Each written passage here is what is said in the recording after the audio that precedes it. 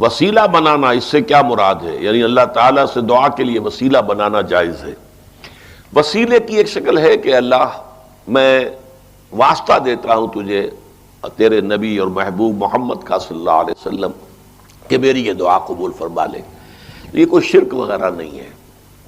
اگرچہ اہل حدیث حضرات کا موقف یہ ہے کہ وسیلہ اور واسطہ دعا میں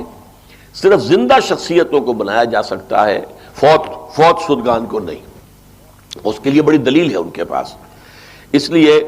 کہ جب قحط پڑا تھا حضرت عمر رضی اللہ تعالیٰ عنہ کے زمانے میں،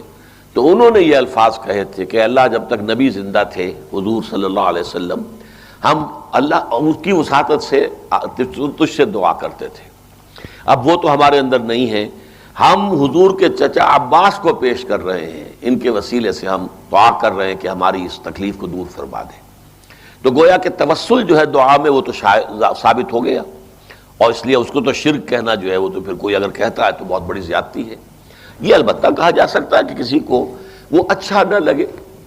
یعنی جیسے میں نے نظر کے بارے میں کہا تھا کہ میری طبیعت اسے قبول نہیں کرتی، اللہ کے ساتھ اس طرح کی سودے بازی کیا کرنی ہے، جو نیکی آپ کر سکتے ہو آپ کیجئے، اللہ سے جو مانگنا ہے مانگیے، ان دونوں کو انٹرلنک نہ کیجئے کہ اللہ یہ کام میرا ہو جائے گا تو میں یہ 100 نفل پڑھوں گا، یا یہ ہو جائے گا تو میں اتنے غریبوں کو کھانا، یہ کام نہیں، یہ درست نہیں ہے، اگرچہ جائز ہے لیکن بس میری طبیعت اسے پسند نہیں کرتی۔ اسی طرح کا یہ معاملہ توسل جو ہے میں یہ سمجھتا ہوں کہ اللہ سے براہ راست مانگیے، کسی بھی ہستی کا یہ مقام نہیں ہے کہ اللہ تعالیٰ سے کسی درجے میں وہ بالا تر ہو اور اس کے حوالے سے کوئی بات کی جائے تو وہ ٹال نہ سکے، معاذ اللہ۔ البتہ یہ کہ اس کو شرک یا حرام نہیں کہا جا سکتا۔